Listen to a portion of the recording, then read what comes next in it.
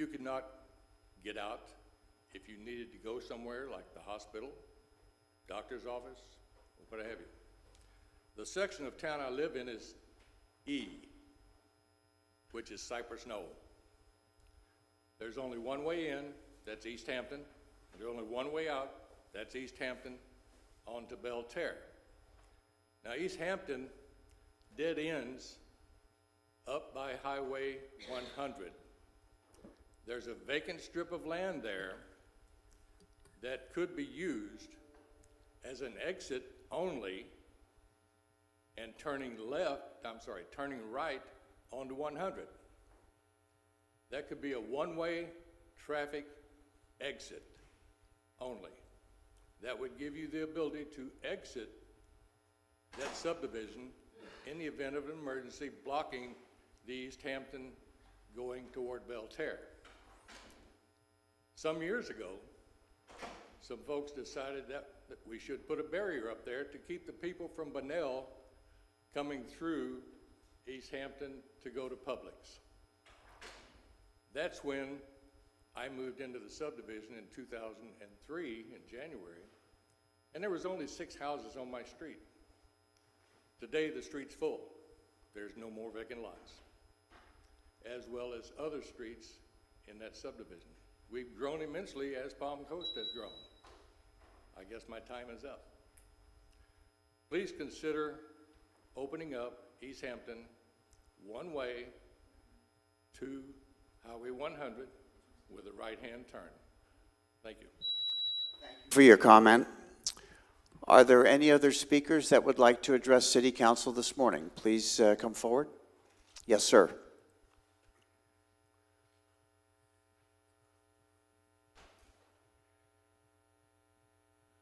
Good morning, Robert McDonald, Palm Coast. Can someone from the city please advise the residents how long the project is going to take? I'll call it the building of the bridge, the sidewalk bridge that runs along Belterre up towards Buddy Taylor Middle School. 6-8 months ago, the city workers did some work there, and we thought that that was going to be the end of the project. Well, that's what you get for thinking.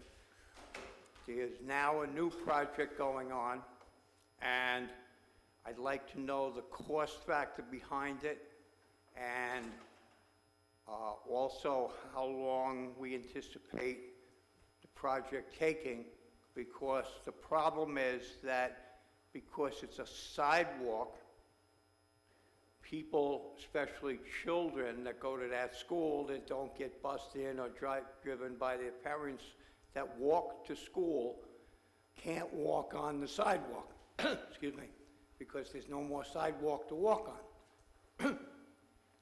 This project seems like it's taking forever to get it done. So I'd like to know when the expiration date is going to be finished and what's going to be the final cost to the city. Thank you. Thank you for your comment. City Manager, you have a note on that? Very good, thank you. Are there any additional members of the public? Yes, sir.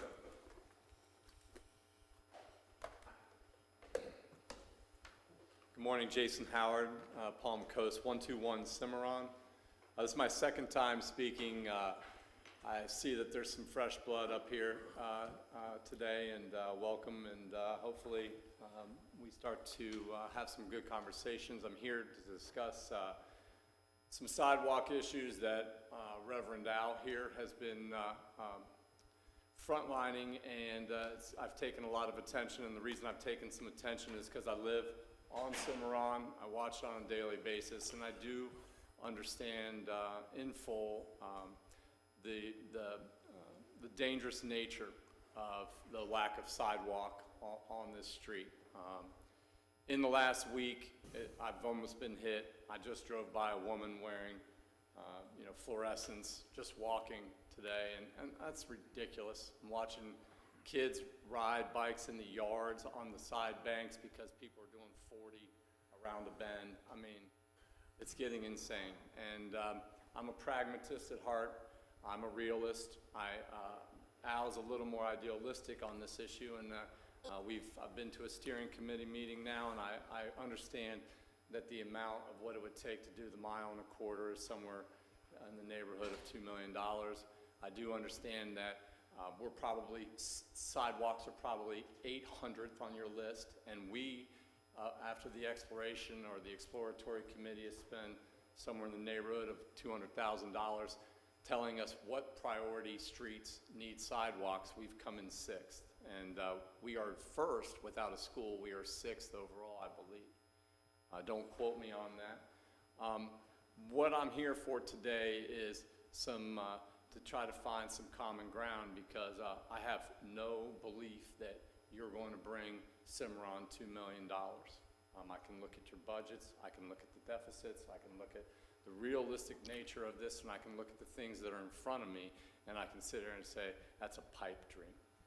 What isn't a pipe dream is to get some kind of commitment or some kind of resolution or resolve from you to sit there and say, okay, maybe through grant, maybe through privatization, maybe through some offset, bureaucratic offset, maybe we can work together and we can allocate this amount or do this by the time you guys do your budgets, which I think is in March. Now, we're 6th on the list, but I can tell you that if I can smell some blood in there and I can see something, then I could probably work to attain some of this to make sure that that becomes a reality. But what I need to know is what's real and not real. Because today, December 13th, if that human being or if that child does die in my watch over the next X amount of months, I want this marked as the day that I came conciliatory as opposed to adversarial. With that, thank you. Thank you for your comment. Next speaker, please. Good morning, Mayor Gene Dowd, City Council. First, happy holidays to everyone, Merry Christmas and Happy New Year. I try to be consistent when I get up in front of the council, and again, I will thank all first responders, all military, past and present. And today, there's 2 people sitting up there that lost family in the line of duty. Thank you. I don't know what else to say. I also want to, I was here last week. I want to congratulate the 2 new members of the City Council. I saw quite a bit of you in November and August. You acted professional. You deserve to be sitting there. I heard you at debates. Know you well. I also heard last week they thanked Virginia for the amazing job on the election. And the city manager and the city councilor are right. I had the opportunity to volunteer at the canvas board over at the county building a number of days. And in order to save money and work with the county on the election, Virginia and members of this city employees went there and worked the canvas board. Over 20 mail-in ballots, 20,000 had to be opened. And they handled themselves professionally, they took it serious, and there was not one single issue. And that's what the county commissioners reported and the county supervisor of elections. And Virginia, thank you, and to all those members of the city that went there also, thank you. We thank you for your comment. Are there any other members of the public that would like to address City Council at this time? Yes, sir. Good morning. May I have 5 minutes, possibly? My name is Michael Sukinik. I'm a civil environmental engineer licensed in the state of New York. What's brought me here is a mission-like attitude to build a nice, clean environment at my property to support life of microorganisms, insects, birds, and so on. But what I found out recently, I don't even think it's possible. The subject I'm gonna present is East Flagler, so-called East Flagler mosquito control.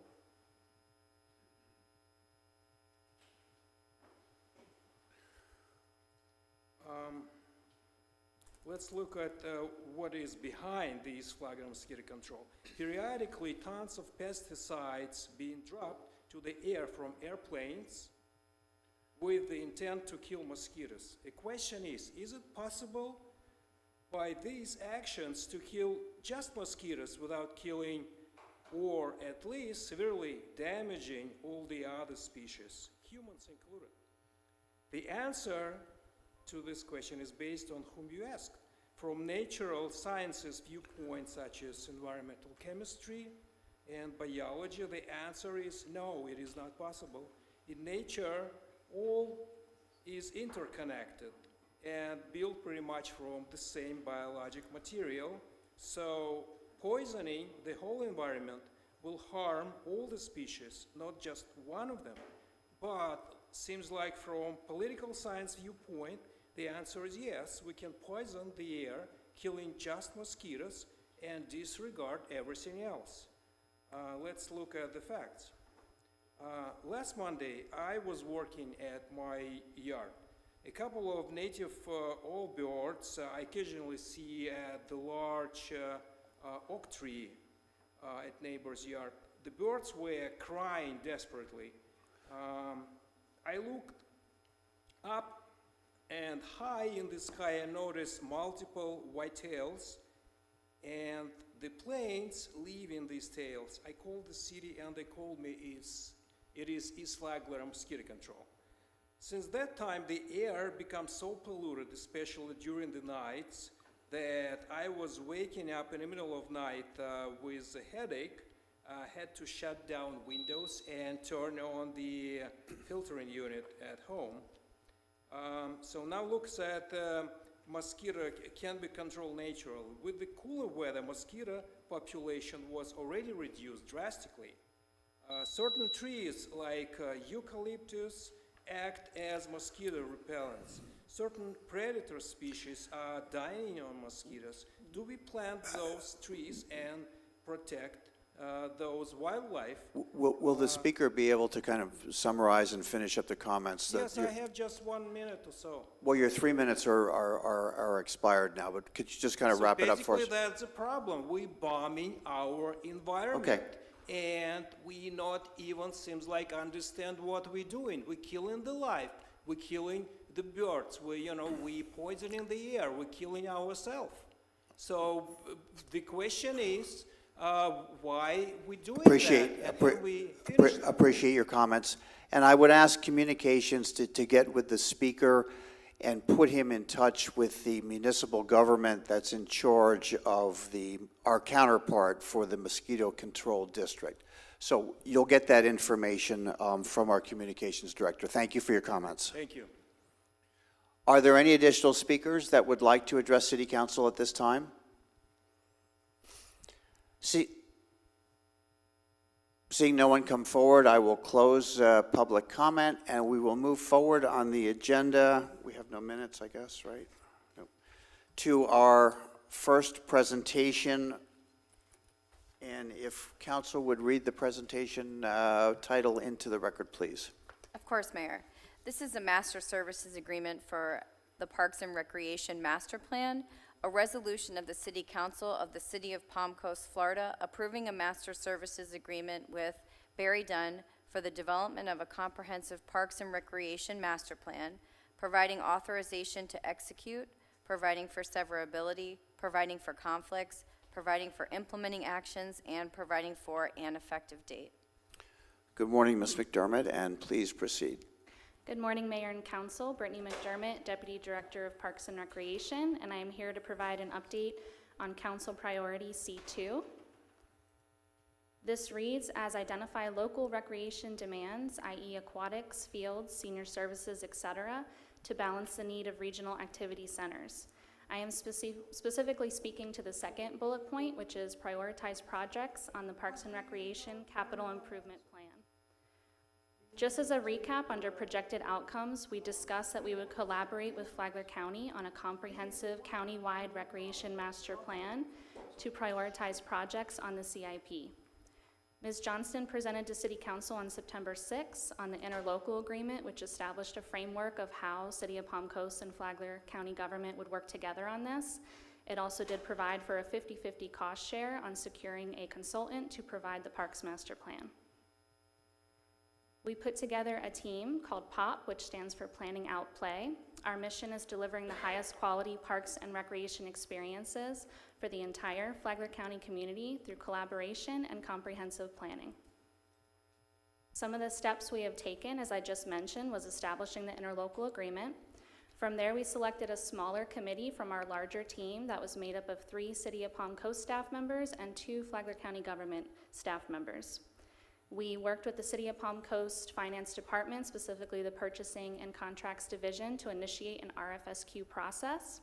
And that's what brings me here today this morning, is we have made a recommendation and are ready to move forward in establishing that master services agreement and implementing a work order. Before I get to our recommendation, I just wanted to discuss the scope of work that we did provide in the RFSQ process. Some notable points from that were a comprehensive inventory of recreation facilities. This would require looking at not just City of Palm Coast facilities, but Flagler County government, school board, other municipalities, as well as private recreation areas. We really, again, want that comprehensive inventory. Another part is a needs assessment through community involvement. It's hugely important that we get the voices of our community and that we do provide that input throughout this entire process. So that was a notable part of the scope of work. That'll be done through stakeholders, focus groups, community partnerships, as well as statistically valid surveys. And then the last speaks back to that strategic action plan council priority item, which is ensuring that we do prioritize the parks projects on the CIP. One thing that is specifically mentioned in the scope of work is that we need to come out of it with a 5-year CIP that is feasible, which means looking at some identifiable funding measures included in that to ensure we have a good, robust 5-year plan. That brings me to our recommendation of Barry Dunn. Barry Dunn was founded in 1974. They have decades of experience working in local government parks and recreation agencies. Something unique about the staff members of Barry Dunn is a lot of them were former parks and recreation professionals themselves. So they were parks and recreation directors, parks planners, park superintendents. They have a very intimate and unique experience and knowledge of what it takes to be in parks and recreation and how to balance the community needs with those local government processes as well. They are partnered with Miller Legg, an award-winning landscape architecture and engineering firm with an office right here in Florida in Port St. Lucie.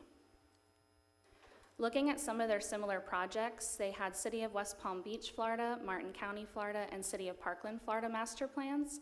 What these all have in common is those bullet points that I just discussed through the scope of work. They had recreation inventories, they had robust community involvement, and ensuring that they provided some short-term, mid-term, and long-range goals that were feasible for these cities and counties to work forward.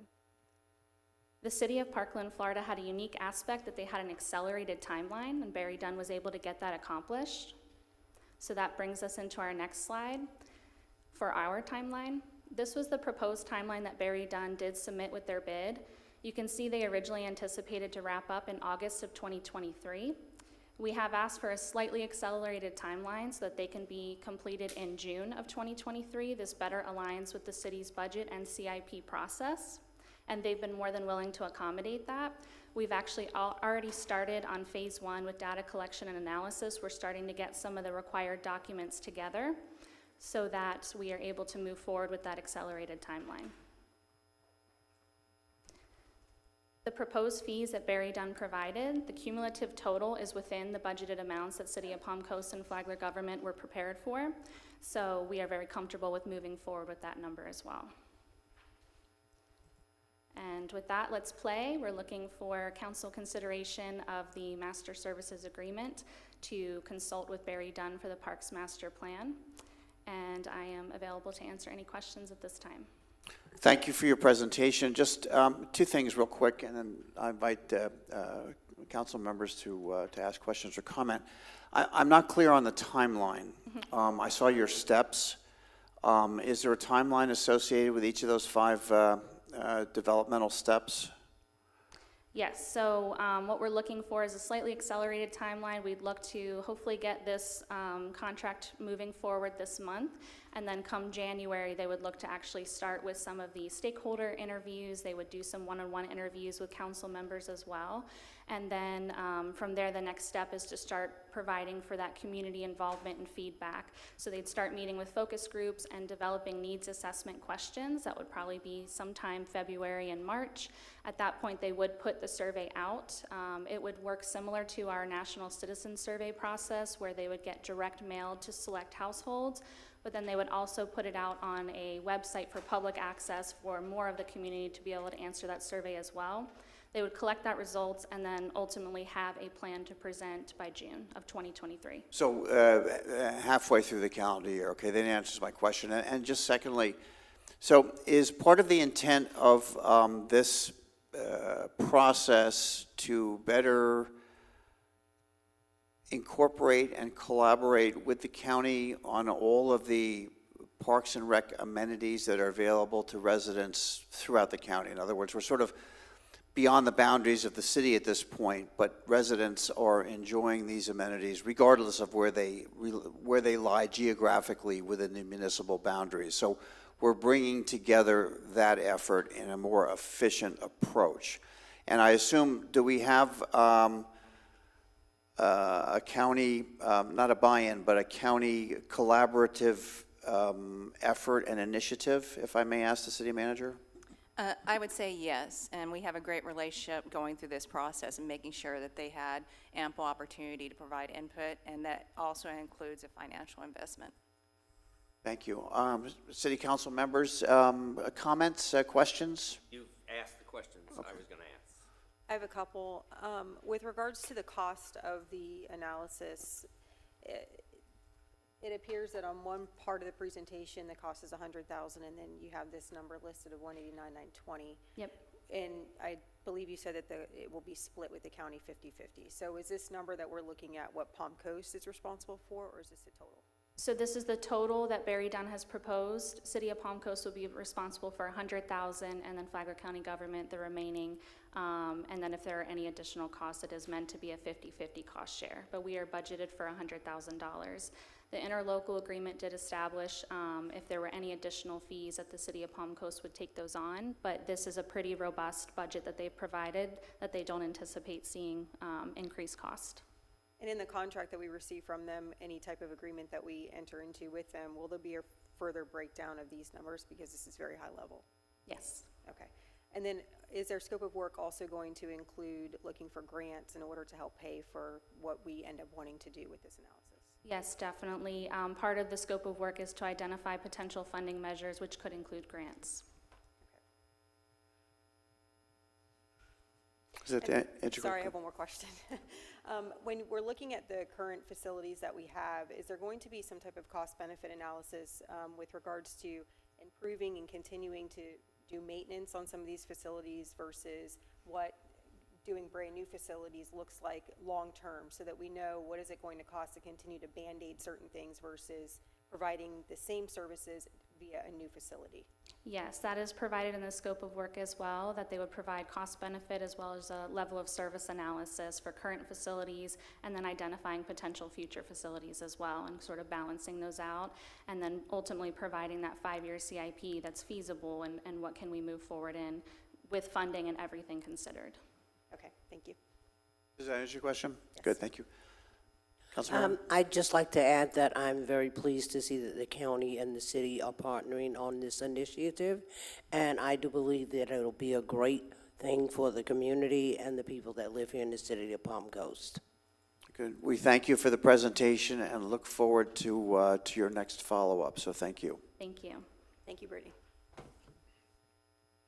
We move forward now to our next presentation, which is resolution number 2. If council would read that in for us, please. Yes, this is a resolution concerning a concession lease agreement for the Palm Harbor Golf Course, a resolution of the City Council of the City of Palm Coast, Florida, approving the terms and conditions of the concession lease agreement with Loopers at Palm Harbor Golf Club, LLC, for food and beverage services at the Palm Harbor Golf Course, authorizing the city manager or designee to execute said agreement, providing for severability, providing for conflicts, providing for implementing actions, and providing for an effective date. Mr. DiLorenzo, will you begin the presentation? Sure. Good morning, Mayor, City Council. Jason DiLorenzo, Chief of Staff, and I have James Hurst with me as well, Parks and Rec Director. And we are here to present the concession lease agreement for the Palm Harbor Golf Course. A little background. You'll remember that when the course was managed by Kemper, that included their own food and beverage. In 2017, the city took over management, and we issued an RFP for concessions. The Green Line Cafe was selected during that RFP process, and through our lengthy negotiations earlier this year, we could not come to a resolution with them, and the lease was terminated on July the 11th, which included a 6 months notice, which concludes on January the 15th in about a month. What we were looking to achieve here was to get a vendor that better fit the golfers and the golfers' needs, and also make sure that we were meeting your priorities that we understood from our previous discussions about the contract and the agreement, and also to make sure that we had a good partner that was communicative, provided the customer service that we were looking for, could meet the requirements of how golf operates, and have a good facility maintenance, and also to make sure that we were being a good partner and provided timely repairs. So in September, we issued an RFP for concession services. 18 entities downloaded the RFP, and 4 indicated an intent to bid. That's through the electronic process. They actually selected that. 2 bids were found responsive and complete, and then a group of staff members individually ranked the 2 proposals, and Loopers was unanimous selection of the staff members that did that. A little bit about Loopers. It's a new concept, but it's by an experienced restaurateur, Mr. Jamie Bordeaux, who is here today. He and his group currently operate the Beachfront Grill in Flagler Beach, and he has previous restaurant experience in Connecticut as well. And in case you're wondering about the name Loopers, a Google search tells me that a round of golf is considered a loop, and a looper is also another word for a caddy.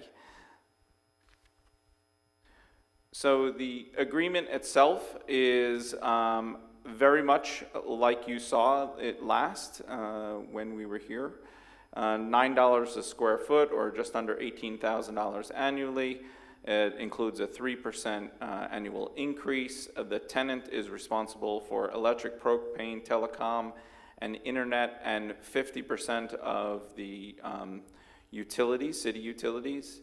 One difference here is that they may operate a beverage cart, but that if they decide to do that, they will have to acquire the cart themselves.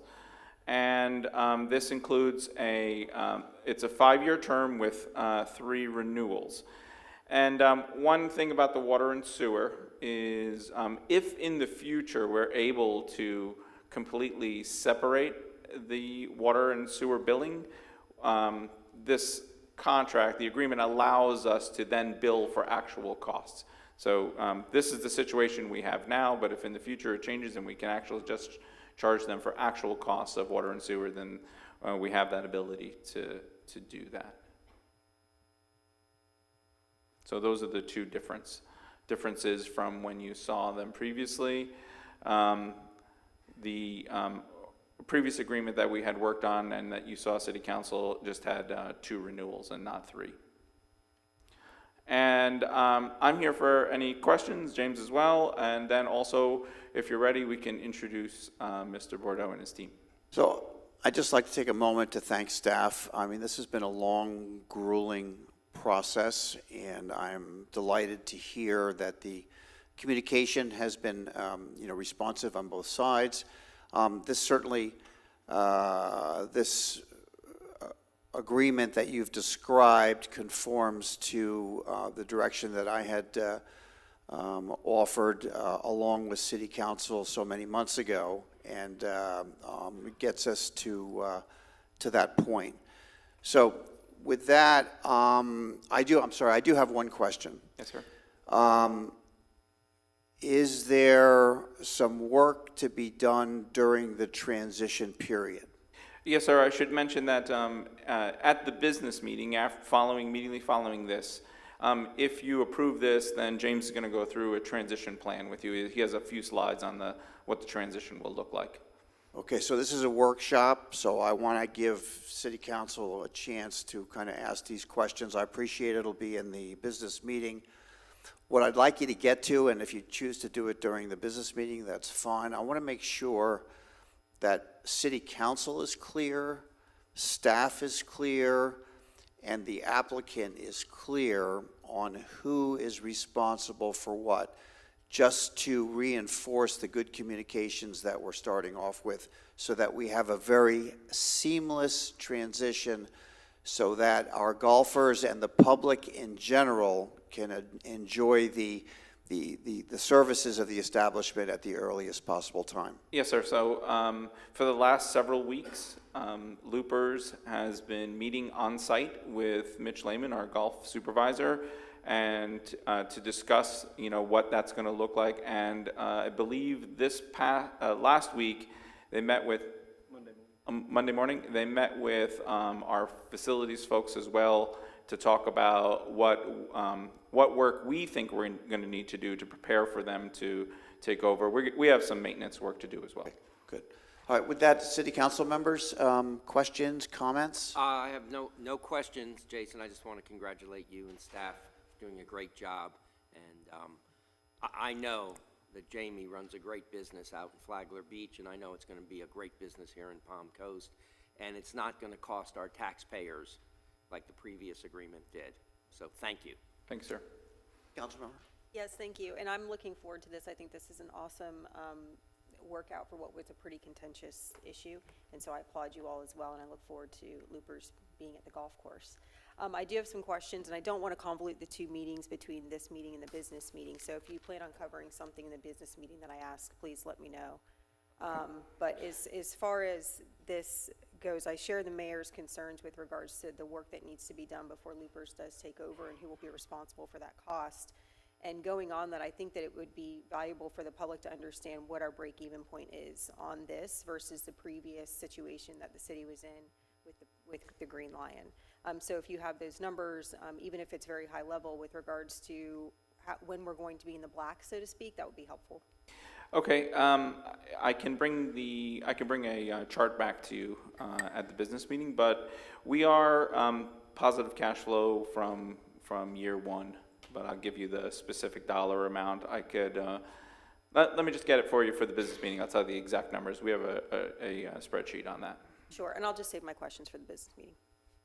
I'm thinking kind of along the same terms with Councilwoman Pontieri and the mayor, David Alfin. During the transition period where they move from the, Golden Lion that's there? Green Lion. Okay. Yeah. Over to Beachfront Grill taking it over, and they're going to be costs. They may make changes or whatever to the premises.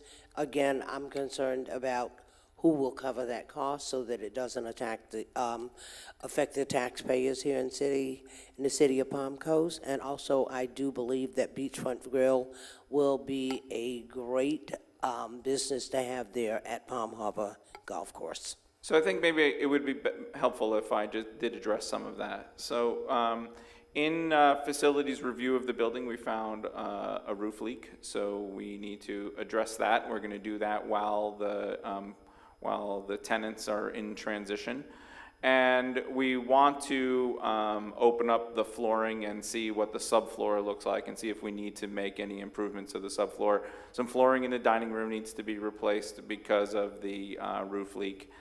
And we need to check the kitchen because we had a previous issue there, so we're going to be examining that further. As far as Loopers themselves, they plan a build-out of their own. It's at their cost. They've offered several floor plans that they're considering. All of them are acceptable to us, so it depends on which way they decide to go. They're investing their own dollars. I'll let Mr. Bordeaux tell you approximately what that cost is, because I'm not sure which if they finalized one yet. So we are doing routine maintenance to our building. They are doing aesthetic changes to fit their operation. They also need to build out a kitchen because they have to, they're responsible for all their own equipment in the kitchen. So they'll be moving in new equipment as well. Very good. Does that answer your question? Yeah, and when do they expect that will begin? And will it begin at the end of the existing lease, which ends in January 15th, I believe? Yes, that's a very good question. So how we have it structured right now, the lease would start on January the 16th, and this will give them the opportunity to start working on their build out. And also, we're still working on having temporary alcohol services that they would provide. At the golf course, we're going to have, while the kitchen is closed for renovation, we're going to have a food truck there. But the food truck doesn't have the ability to serve alcohol. So Loopers has offered to do that temporary service. We're still working out exactly what that's going to look like. The anticipated build out is approximately 6 weeks, but that's hard to say right now in this economic condition and with materials. So we hope, it's our intention to have the restaurant completely open by March the 1st, but the start of their rent payments will be dependent on their CO when they can have full operations. Yeah, that was going to be my next question, but thank you. You're welcome. So with that, do we get an opportunity to meet the entrepreneurial chef who is looking forward to taking on this project? Yes, please. I'll just note while Mr. Bordeaux is making his way up here, if you don't mind, Mayor. Please. So yes, the lease commences on January 16th. Rent starts on March 1st or when the CO is issued, whichever one is later. And we've also, in addition, provided a letter to the current tenants going through the transition plan, talking about what they need to do, what we're going to do, the equipment removal, how that will go. So we've already provided that more than a month in advance to the current tenants so that we're hoping for a smooth transition and complete their operation and are out on the 15th. Very good. Mr. Bordeaux, welcome to the City of Palm Coast. Thank you, Mr. Mayor and Council. Thank you all very much for the opportunity. For what we've been going through now, it's nice to finally meet you. I've talked to you several times, never got to see your face. We appreciate it. My partner Dudley and I both appreciate the opportunity that you've afforded us, and we look forward to being a good, long-lasting relationship. Right now, the city manager's office has been very helpful. Jason has been very helpful, and James also. Mitch from the golf course, tremendous help. The building department had actually done, we had them out there yesterday with facilities. They did a great job. And just about everybody we've come in touch with the city has been very helpful, and we thank everybody. You've done a great job, really. In the smooth transition, we couldn't do it without the staff at the Green Lion, believe it or not. They've been I shouldn't have said it that way, I apologize, but the Green Lion staff has been very helpful. They let us in at 7 a.m. They were out of there by 8 so they can conduct their business, and we appreciate all that they've done for us also. In this very short time, I will be in an enviable position for an American male. I will be able to get to the gym at 4 o'clock. I will be able to go to a golf course for 4 hours. I will be able to go to a beach bar for 4 hours. And all of this without getting yelled at for doing nothing all day. So I'm in a lucky spot. So and I have a great wife, we have a great family, but I also have a great staff also at Beachfront Grill. And we have tremendous regulars, which a lot of you people know. Also, one of the people that involved with it, that did all the paperwork that you saw originally, Sierra Katz. She's here with me now. There she is. She had just graduated from school as a project manager when we started this. The very first job she got, she did a 77-page report for you folks to see, which even I didn't see until that day as well. So she did a fantastic job. We couldn't do it without her. Our plan, as some of your questions, we plan to relocate the bar. There is no bar, so we got to relocate a bar. So we're going to put a bar in, and we're going to need our kitchen. Our menu desires a bigger kitchen than what is afforded to us right now. So we got to do a new kitchen. The menu will be adjusted with that as best we can do, and we plan on having a lot of TVs. And I really plan on being golfer friendly. I belong to 2 country clubs up in Pennsylvania, and I have an idea what I'd like to do when I get off a golf course, and I pretty much assume everybody likes that as well. So we plan on being golfer friendly, and also we like to be a local neighborhood bar as well. The neighbors, we get a lot of people coming down now who have never been there before asking about what's going on up there, and they live in the neighborhood. So we plan on helping them out as well. Breakfast, lunch, and dinner is going to be pretty much on the menu, be flexible. And like I said, we look for a great, long, and healthy relationship, City of Palm Coast. Very good. Mr. Bordeaux, I appreciate your comment, especially about the locals. And since we have our friends here from the press and the media, I would ask them to highlight and underscore that this concession will be available to all residents within the city of Palm Coast and beyond. Of course, the focus or the theme relates directly to its geographical proximity to the golf course, but open to the public at large, and I hope that the entire community will enjoy the service and the reputation that you have brought forward, and that we all enjoy a wonderful success together. So with that, are there any questions from city council I members? just want to say, Jamie, despite your joking about hanging out at the bar at the beach and hanging out at the golf course, I grew up in a family restaurant in New York. I know how hard you work. I appreciate it. I've seen you work hard at your restaurant. I know you're going to be successful here. I get great staff. I get great regulars as well, so. And Mr. Bordeaux, I thank you for your hard work in advance. I'm looking forward to it. Love your current restaurant. Beachfront Grill is my favorite. So I think this is just the best scenario we could have asked for. So I'm looking forward to working with you. And congratulations on your election, everybody. I walked in here first day that did not know this was your first meeting. So sometimes you think we're neighbors. Palm Coast might just as well be Los Angeles to Flagler Beach some days. So Thank you. Congratulations.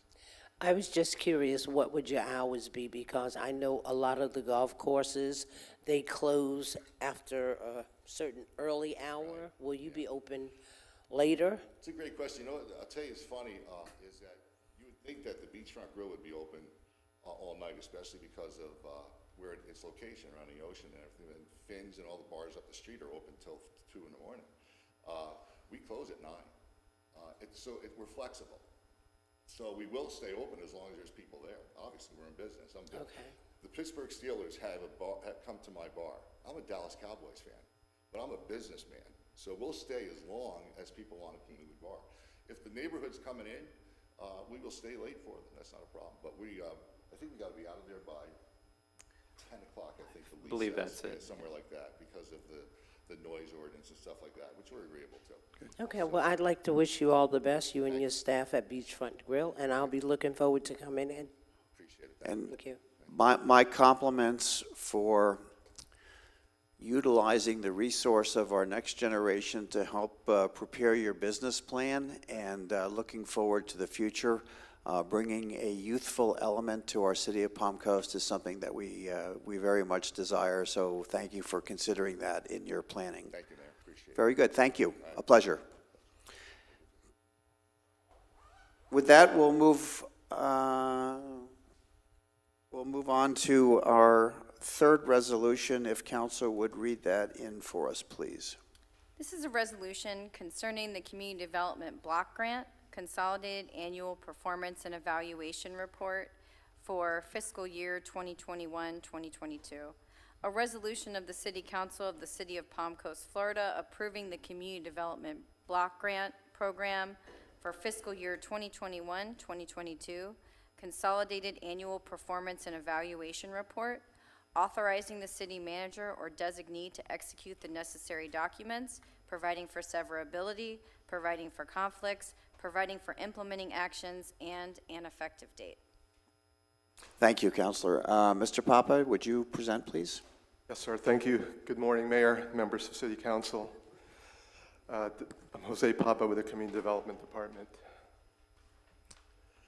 And having new members on the board, I know some of this is very familiar to you who have previously been sitting on the board, but what I'd like to do is just maybe take a step back and give some additional history and background on the CDBG program, what the city has been able to accomplish with the program, and just an overall, again, background and history on what it's about, what it entails, and what its purpose is.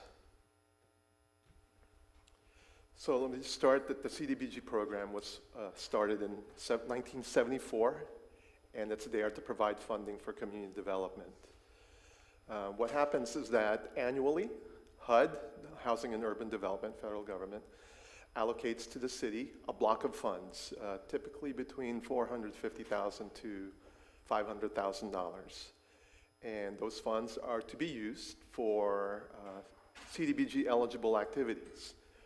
There's a lot of discretion given to the local municipality on how those funds could be spent, as long as it meets one of the following. And these are the national objectives of the program. It must benefit a low and moderate income person or household, or a low moderate income area. It's there to prevent or eliminate slum or blight as defined by HUD, and to address, and also the third thing is to address urgent community development needs. That is in an emergency. If we were to have a natural disaster in the city, we could reallocate these HUD funds to address those emergency needs. But that goes back to, you might address that emergency need, but it still needs to benefit a low moderate income person or a low moderate income area. Some of the projects and programs that CDBG funds have been used for: housing related activities, whether it's through home ownership or rehabilitation of homes or housing units; public services, such as homeless outreach or mental health outreach; economic development, job creation; infrastructure improvement, again, in qualified areas, that is a low moderate income area. And part of the funds could be also used for planning, administration, and monitoring of the program, but that's limited to 20%. And by planning administration, those are things like oversight, the planning background that goes into the program, and the public outreach that we do when we advertise that we have funds available for our housing rehabilitation program or our first-time home buyers program. In the city of Palm Coast, we first became an entitlement city in 2012. And since that time, we've used our funds for an infrastructure project, again, in a low moderate income area, specifically at the time, the Seminole Woods neighborhood, where we built the multi-use path and the sidewalk network in that neighborhood. Again, qualified as a low moderate income census tract or house or area. We've also provided financial assistance. This is for home repair, again, for single family homes. We have those who are on limited income, who might need a new roof, a new AC. Maybe there's mold in their home due to a leak. We will cure those. We will bring a home up to the required safety standards. It's not a program that's there to increase the value of your home. That is, we will not go in there and replace your countertops with marble countertops simply because you want marble countertops. We're not there to give you a bigger water heater than what is necessary for a single family home. Again, it's there to make sure that your home is up to code and it's up to health and safety standards. So, and the other thing would be that you have someone in the home who might have some physical challenges getting into a bathtub. The program will allow the conversion of that bathtub into a walk-in shower stall, again, to help accommodate that homeowner to stay within that housing unit. Another activity we've done, and this is a new one from the advisory board, it's provide financial assistance to first-time home buyers. Been a challenge, of course, with the housing market that we have and the prices that we have. But we were able to assist someone in the past year, and they were it's for a Habitat home. So going in, the home price was already limited, but they just needed some additional down payment in order to be able to purchase the home. So we were able to, the CDBG program helped that household. Another one is to provide stipends to assist students from low moderate income households to attend the city's summer camp. Again, that one has been ongoing for a number of years, very successful, so that those who are, again, income qualified basically can attend our camp for free. And finally, the mini grant program. In the past year, we had some funds through the COVID Act that Congress passed, and we had received some additional CDBG funding. And those funds are now out with Family Life Center and Flagler Cares, where they're providing assistance to those who have been impacted by COVID, and the assistance that they provide is, consistent with their mission. Like for Family Life Center, victims of domestic violence and other, those are in imminent threat of becoming homeless. And same with Flagler Cares. They're there to provide healthcare assistance, I should say mental health assistance to those in need, and also that some of their funds they will be offering, again, utility payment assistance, again, or maybe even rent assistance to keep someone from getting kicked out. Again, because they did come in through the COVID program, those who have been or are still being impacted by the COVID. With the CDBG program, there are a couple of things that we must do as a city in order to continue to receive the funding. And these are documents that need to be submitted to HUD through either 5 years or annually. First is the consolidated plan. And this is just basically a 5-year document that lays out a vision for the city and how we intend to address our goals for continuing to provide decent housing and a suitable living environment for our community, and also within that consolidated plan, just an outline goal of how to expand economic opportunities for those low moderate income households. Strategic plan, it's a 3 or 5 year plan. It's embedded within the consolidated plan, and again, it just probably gets into a little more specificity of activities we might do with how to meet our CDBG goals. The one document that comes to council and our advisory board on an annual basis, as stated here, is the annual action plan.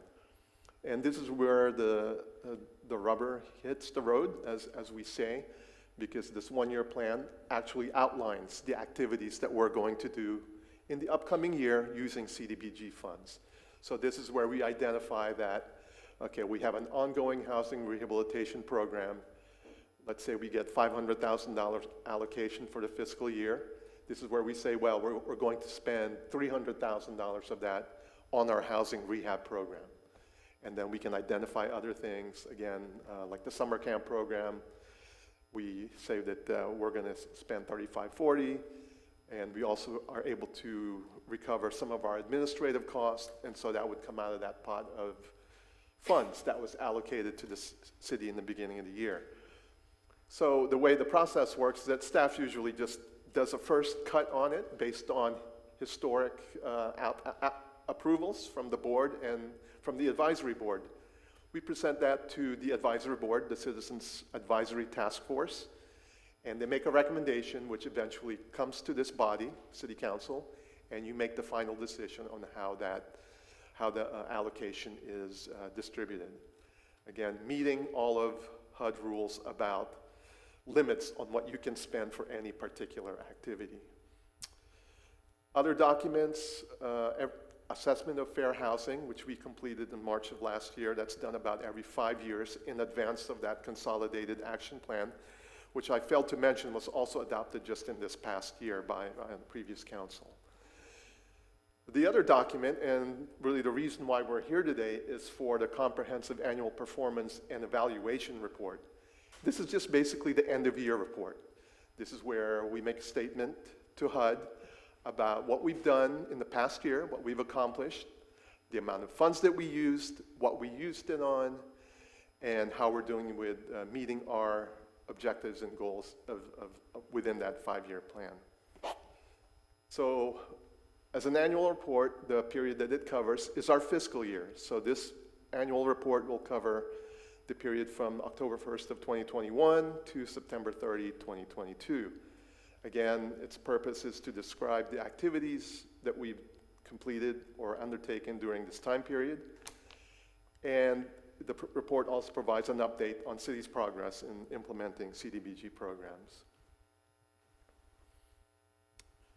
In the past year, CDBG funds were used for the following: housing rehabilitation, as I mentioned, the first-time home buyer assistance, public service, youth activities, public service grants, that's redundant, home buyer assistance, that's consistent with that second bullet, and planning administration. Again, planning administration includes administration for housing activities, staff time, ads for public meetings, and public outreach. The administration for housing activities, if I would just get into a little more detail about that, that's where once we have a qualified homeowner in home for our rehab program, we retain the services of a consulting team who has a housing expert or housing inspector on staff.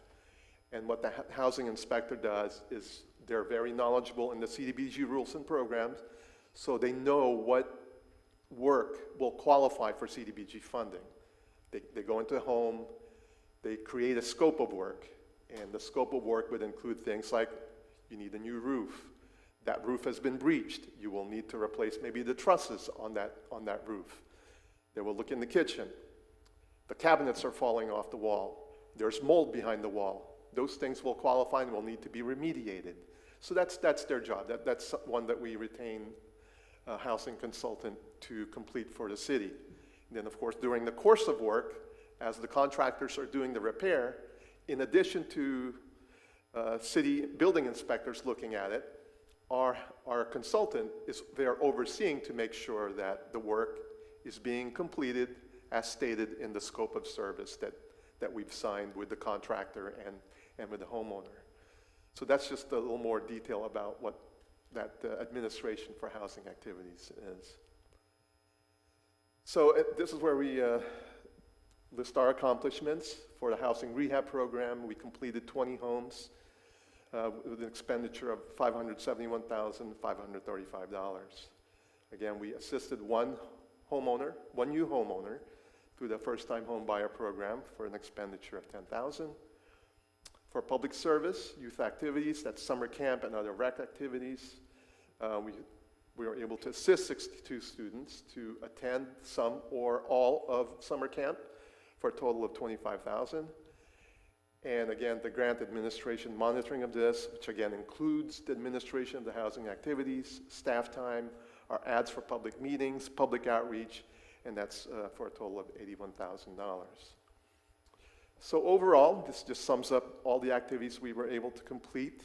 The expenditure through the CDBG program using CDBG funds was $676,460. Also within the annual report, we mentioned that we've started the new cycle of housing rehab program. I believe we've just completed the bids and are waiting to sign contracts with the homeowners on the scope of service. We have, within the first-time home buyer program, where we have 2 that are hopefully would come to completion and we would be able to assist them. And right now also, as I mentioned before, through the public service grant program, using CDBG COVID funds, we have contracts with Flagler Cares and Family Life Center to conduct their work to be able to help some extra households and persons using those CDBG COVID funds. The Citizens Advisory Task Force, your advisory board for the CDBG program, did meet on December 7th at a public hearing. Then they did recommend that City Council approve this consolidated annual performance and evaluation report. That's the CDBG annual report. So here we are at the public workshop. This will be on your regular business meeting for approval, and that should give us time to meet the deadline of submittal to HUD by December 29th. And I'll be happy to answer any questions at this time. Mr. Papa, quick question. You mentioned that we have contracts with Flagler Cares and the Family Life Center, but I don't see any detail regarding contribution to either organization in the activities of this past year. Is that because we're doing that in the future, or? Yes, sir. We just started, I believe we signed the contracts in September.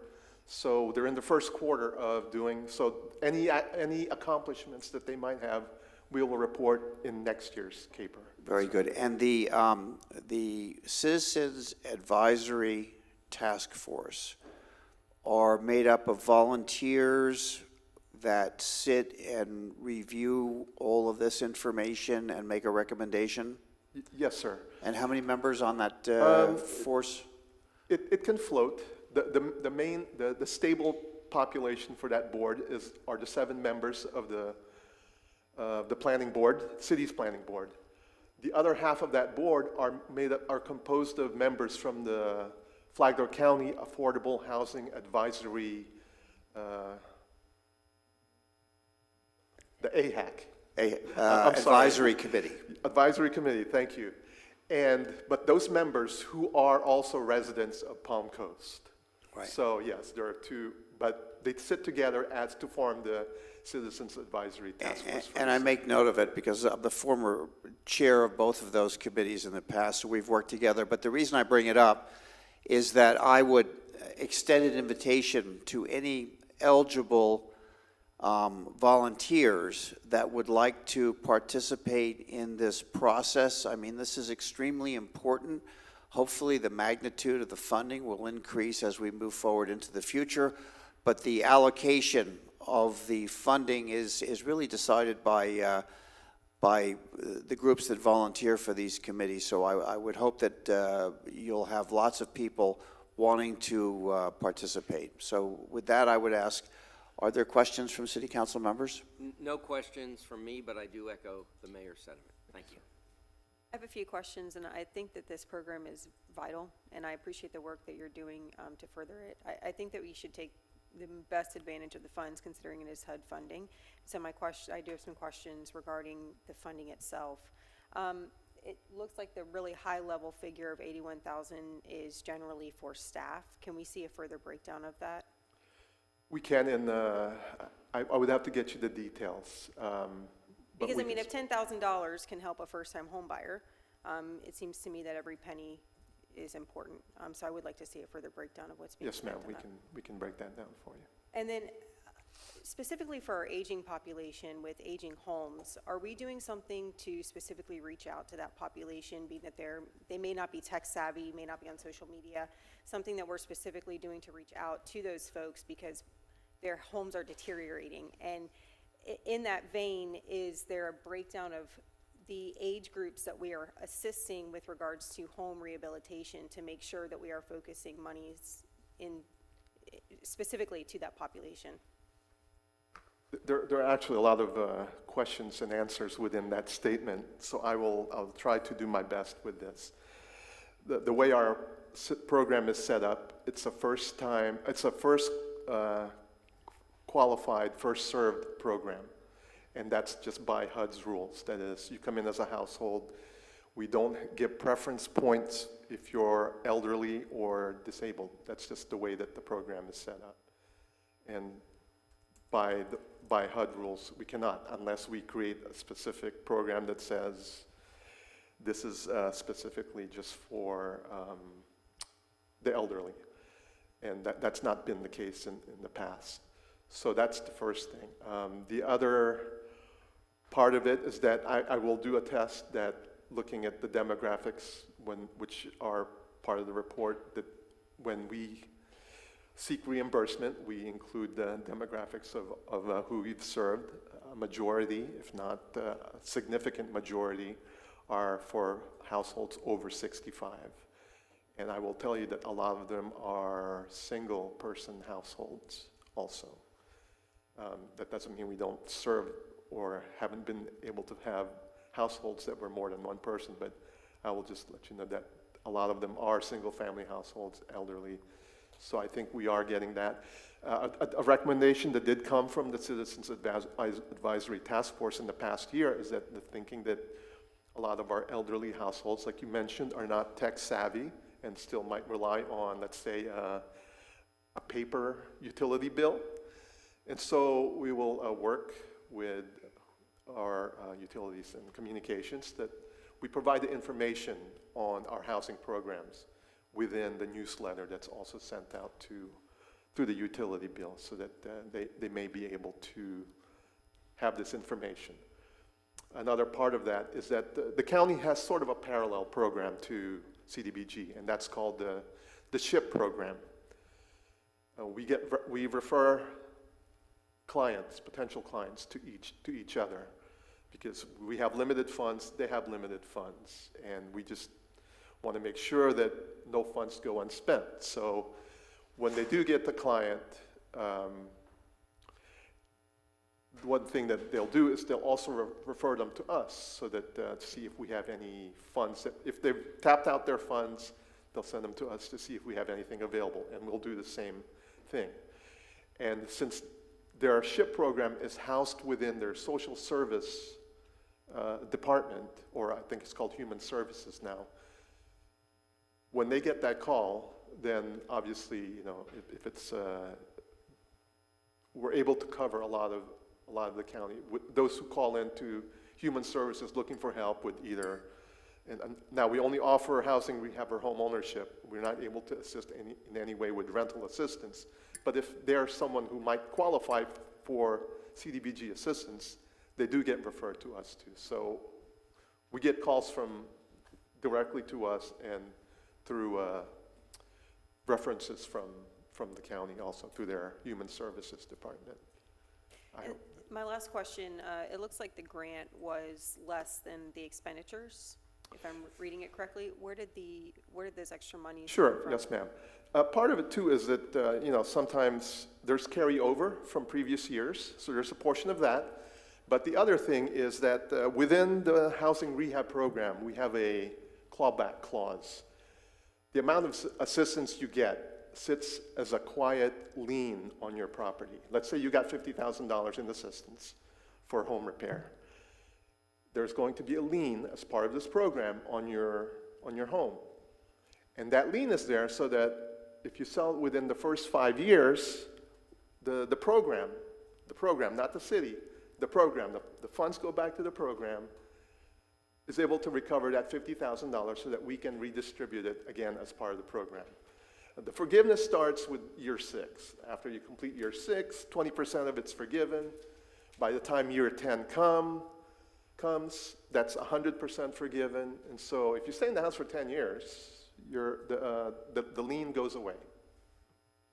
But that's where some of the extra funds come from. I think we had 2 in the past year where someone sold their home before the forgiveness clause kicked in. Okay, thank you. Yes, ma'am. Yes, Jose, I appreciate everything that you do through your program. However, I have always had a concern about the first-time home buyers program, and I had a concern when I saw that there was only one family that was helped through the first-time home buyer program. Can you explain why? I don't know what your budget is. I think you mentioned that it might be up to $500,000, is it? That's for the entire program. For the entire program.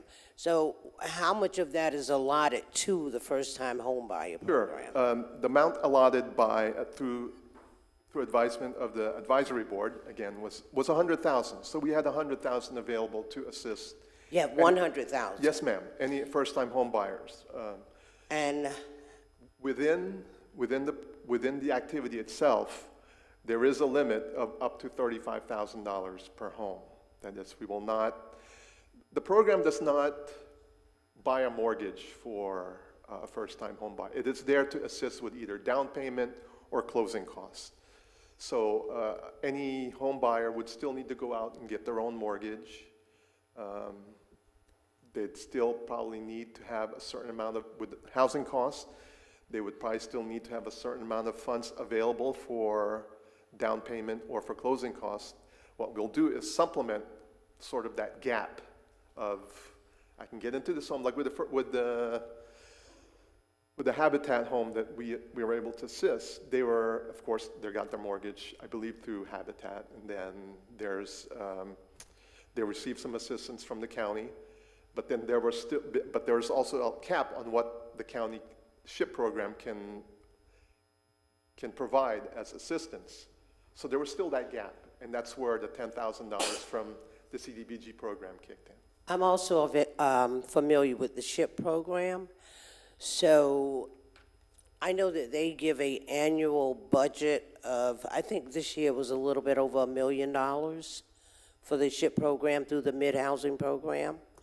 So I have people constantly asking me, is there a first-time home buyers program?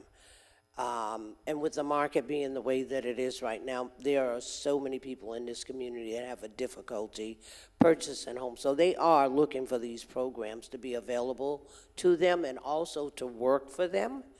And oftentimes, I don't see where the programs work for these individuals to be able to purchase a home. And that's why I'm trying to figure out what it is about this program that can be changed or done so that these people are able to purchase homes and not become homeless. Many of them are so close to becoming homeless, and I'm sure that you know that.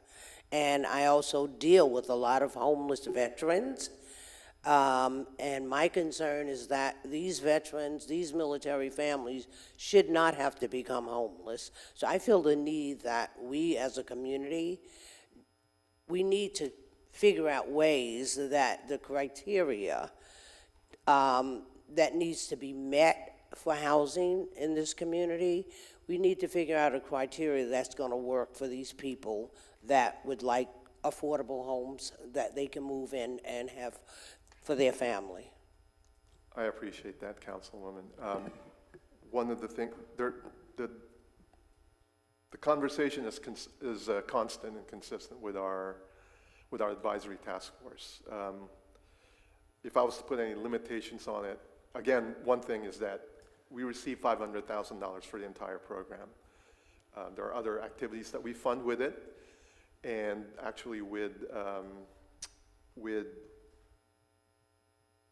first-time home buyers program, it's seen as a public service by HUD and not as a housing activity. And so in their view, they're subject to that cap of 15% of the entire budget, the $75,000 per year. If we receive $500,000 in allocation, we would be limited to using $75,000, and that would, because it's a public service. So if you did do that, then you're looking at also impacting some other activities. And they've tried to find this balance with the other activities. Well, I think my biggest concern is that when I see a $500,000 budget and only $10,000 that goes towards first-time home buyer program, that concerns me. I don't want to hold up the meeting, Mr. Jose, is it? Yes, Jose's fine, yes. But I would like to, if possible, sit with you and discuss it a little bit That further. would be fine, yes, ma'am. I appreciate it. Thank you. Thank you, Mr. Papa, for the presentation. And for council member, I could also recommend that part of that discussion as your liaison responsibility, if that you've accepted, I think, through the county affordable housing yes. ad hoc committee, I think you could make a big impact by sharing your thoughts there, because there's a crossover of membership between the county affordable housing ad hoc committee and the Citizens Advisory Task Force. So I think you could your voice would be welcomed and your thoughts would be well received and translated from one committee to another. So I appreciate that. Thank you. Absolutely, Good. and that's why I chose to be on the committees that Good. I will be involved with. Thank you, Mayor. Very good. Any further comment? Mr. Papa, thank you very much for the presentation, and we now will move on to the next section of our agenda, which is final public participation for today's meeting. Are there any members of the public that would like to come forward and address City Council on any items that were not previously discussed in this morning's workshop? Please come forward.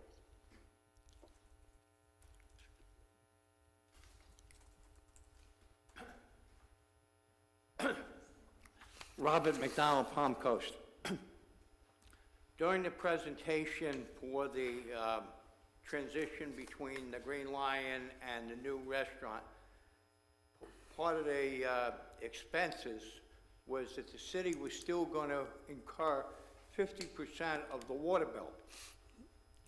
If my memory serves me correct, and only Jason is going to be able to tell me whether I'm right or wrong, their water bill, when the Green Lion owned it, and we were paying the water bill, was an astronomical amount of money. I don't remember the exact amount per month, but it was astronomical. And I brought up the fact that the water company should come in and check to see if the meter is accurate or not. And if the meter is not accurate because the city owned the facility, the city should be responsible for putting in a new water meter. Well, my question is, why should the city, if we're renting this out, why should we be responsible for 50% of a water bill of a restaurant? We don't pay any other restaurant's water bill, so why should we pay this? I mean, I understand that we own the building, and the water meter is part of the building. Well, if the water meter is part of the building and the tenant is going to pay the electric, then why should the tenant not pay the water bill? But before the January deadline, I think the city should come in and have somebody come in from the water company and check the meter, make sure it's accurate, and then the owner of the restaurant or the tenant of the restaurant should then be responsible for paying the water bill. Because we were all balking because somebody back when came up with a ridiculous amount of rent. Well, now we've kind of evened the playing field, but I don't think that the citizens of the city should be responsible for any part of a water bill. I mean, that's ridiculous. Nobody pays my water bill. Nobody pays your water bill. So why should we pay a tenant's water bill? I mean, I think that's ridiculous. So I really believe that the city should check out the water meter, because technically that's our water meter. That the water meter doesn't belong to the tenant, it belongs to the city. So if it belongs to the city, then we're responsible for it.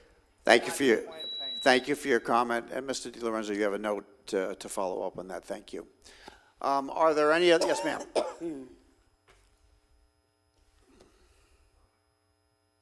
Hi, Denise Calder with a citizen of Palm Coast. And I just want to thank Councilwoman Pontieri and Ms. Heider, and thank you for the great questions that you just brought up. It's eye-opening and fantastic, and you took my speech away in presentation, so I thank you.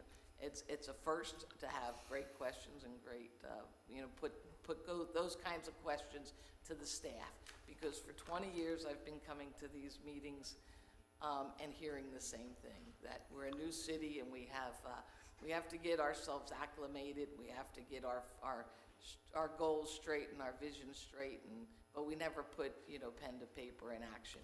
What seems to happen is we take public comment and we respond to the numbers of people who show up and say, this is what we want at this time. Even though these documents are beautiful. This is a beautiful document, And, Ms. Bevan, I want to thank you, and I hope that you, as a person who's been here this whole time as a city staff. Will the speaker please address? Okay, well, as the city staff, you actually put the budget to this document because number 5, to ensure a safe community for our citizens and visitors while providing affordable, enjoyable options for cultural, educational, recreational, and leisure time activities. That's goal number 5, okay? And number 6 is to develop and implement staff, that would be responsive to the needs. Volusia County has what's called the ECHO grant, and they've had it for over 40 years, and it's fantastic. And it's their tax dollar money that goes to the city, and then it's given out by an advisory board, and they fund all of their cultural heritage, recreational. They even include budgets for buildings, projects, and they pull that money, they match it with community development block grant funds, with money from parks and recreation, and that is their strategic plan. That's their master plan. The city of Palm Coast has plenty of master plans. They sit on a shelf, and the staff doesn't seem to know them. They can't seem to recall them, and they can't seem to pick them up and use them when the time comes. And, Holland Park is an example. The new park, tennis park is an example. What I beg the city to do is to take action with the new plan, if you are going to adopt a new Parks and Recreation comprehensive plan, to include a housing option, because you're going to have homeless people living in the parks, and just like you had behind the library, because of what, Councilman Hyder brought up, okay? And I don't hear the answers coming, from the city. And just in my neighborhood alone, Burroughs Drive has been told that they were having a neighborhood park there, and 34 years later, there still is not a neighborhood park there. And yet we have a big development that went across the street, and they paid humongous park impact fee monies, and when I've asked about it, there's no discussion of that community park, okay? So that's the kind of accountability that we're talking about. Thank you for your comment. Are there any other members of the public that would like to address City Council at this time? Seeing no one come forward, I will close the public comment, the final public participation section of the agenda, and I will move forward to discussion by City Council of matters not on the agenda. Any items? Jason, if you could come and explain why we are splitting that water bill, because I think that once you hear the answer, you'll... You have sorry, Councilman, you have a business meeting coming up following this one. You want to do it then? Would you prefer just to keep it all together? Would you mind?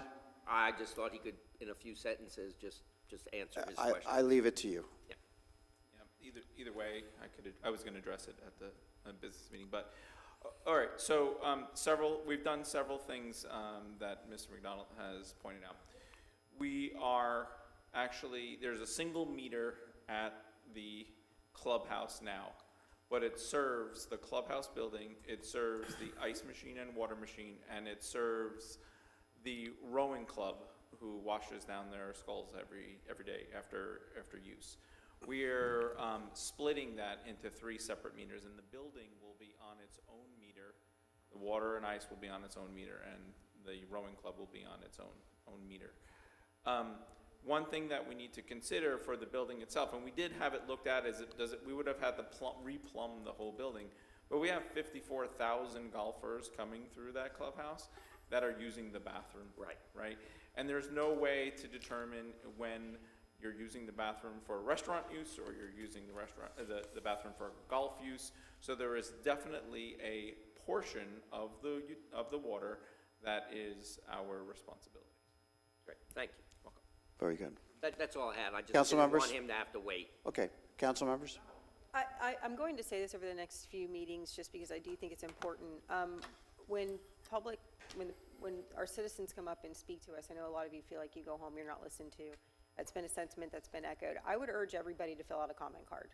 I know it's an extra step. I know you may feel like we don't pay attention to them, but what I have specifically asked of staff is that certain things that I would like to assist our residents with, certain things that pique my interest, certain things that may be related to committees that I'm on, I would like to be copied on communications between the staff and the residents that fill out those cards.